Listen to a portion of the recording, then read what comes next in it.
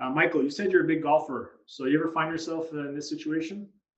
Been there a time or two. Yeah, I grew up on an Arnold Palmer designed course, and there was Oh, sand everywhere. okay, nice. So, I mean, you land in the bunker. The last thing you're going to do is pull out a putter, a driver. You're going to pull out a wedge, right? And there's a certain way to leverage that club in order to get out of here, ideally within one simple stroke. So here we're talking about having the right tools. Too many of us are, marketing, and we're not leveraging the right tools either because we're trying to cut corners, save a dollar, whatever it is, right? And when with respect to tools, here we're saying what's in your toolbox, right? There's a recipe to this stuff, right? You look at just something simple like a Facebook ad. It's not just fire up a picture and a headline, right? There's a lot that goes into just the ad itself. Where are you sending traffic once you've ran a campaign? I've got a Google ad, I've got a Facebook ad. Okay, great. Where are we sending people? They're going to your web page on your website. Okay, what does that website page have on it? Does it have an offer? Does it disclose the fact that you offer financing? Does it show pictures of your team? Do you have images that represent the quality of the work that you do? I mean, there's many things that have to be on that page in order for you to increase the likelihood of you capitalizing on that visitor who came to the website. So there's a bunch of things that you need to really look at. I just touched on landing pages really quickly here. And, these are examples of landing pages that we designed. And, again, messaging is important. How relevant is it to the search that the person performed? Is it on brand? Does a landing page, does it look like your website, or is there a disconnect? Is someone going to get to a landing page and say, I don't think I'm at the right place, and then bounce? So the idea is to keep them here, give the homeowner the information they need, make sure that you have enough content and social proof baked into their page such that they don't bounce. They should feel that, hey, you know what, this company looks like they do exactly what I'm looking for. They're right around the corner from me. They've got a good offer. Great. Let me reach out and talk to somebody. So your marketing is not there to make the sale. It's there to educate, to inform, and to get that contact info so that your sales team can then jump in. So these are some of the things that we need to have on landing pages. Here's an example of what leveraging landing page can do for your business. It's a big component of what we do here internally. So we'll fire up a page for a customer, and we'll send some traffic to this page. So in this example, and some of the numbers here, they're just hypothetical, but just to illustrate a point. We have achieved, these numbers come from somewhere, just not for this customer. So if we take an $8,000 budget, and in this particular market, the average click cost is $10. That's going to bring us 800 visitors to this page. Now, with a conversion rate of 6.4, almost 6.5%, that's going to net us about 51 leads. Not too bad, right?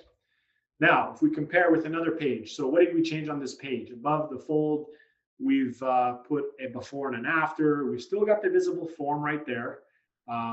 Looks like we've trimmed away a couple things, so the page is maybe a little bit shorter, not as much scroll. Okay, we spend the same amount of money, same click costs from the same market. Nothing changes there. So all other variables are the same amount of visitors. But now this page, we've got a bump in conversion.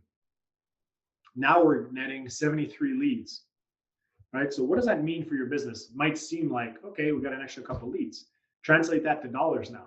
An extra 22 leads, if you're closing, 15, 20, 25%, you're maybe getting another 4 sales. And depending on what your average ticket is, that could mean 30,000, 50,000, 10,000, I mean, whatever it is.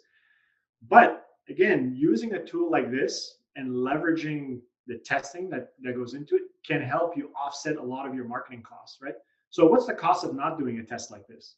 Well, it's $12,000 in this particular case. What does $12,000 buy you? Could it cover some media spend? Could it cover some fees? Could it cover some salaries? I think it can cover a lot. One question I have there, Mark, is so once I figure out that variant B is in this case the way to go, do I run some variant B and then maybe start building a variant C to see, is there another landing page that may convert even better than this variant B one? Or what are your thoughts there? Like once you get one that's kind of working, you just stick with it? Yeah, I mean, once you have enough confidence, once you've sent enough visitors, and there's a certain threshold that you say, oh, you know what, this year's working, right? And so there's a way to analyze it properly. But once you have enough confidence, you make this page the winner. You scrap your other page. Now you come up with another hypothesis. What can we do? And this is not just let's test X, Y, or Z. There's data that goes into this. So these pages, you can actually record what people are doing on the pages, right? So there's session recording where you can see exactly how people are interacting, how far down the page they're scrolling. There's heat mapping technology built in, so you can see, okay, where is the mouse kind of hovering? What are people looking at? Then there's things that are more in your control, like the offer. Do you have a good offer? Sometimes that's half the battle. Mhm. Just the messaging on the page, the social proof, the pictures. I mean, those are all things that really are in your control. And so when you are using a product like CompanyCam and you have assets, all those assets need to be shared with your marketing team so that they can be leveraged in the ads, on the landing pages, and there you have it. And that's what's going to help you drive those results. So, the long-winded version is yeah, you never stay stagnant on one page.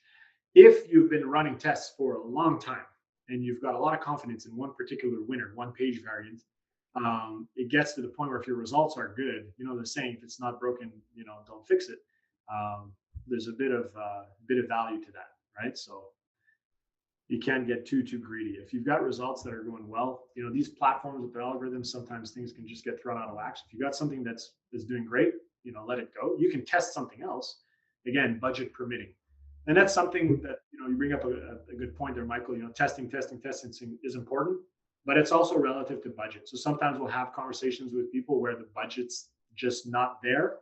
So we're not going to start testing 10 million different things. We're going to focus, the budgets.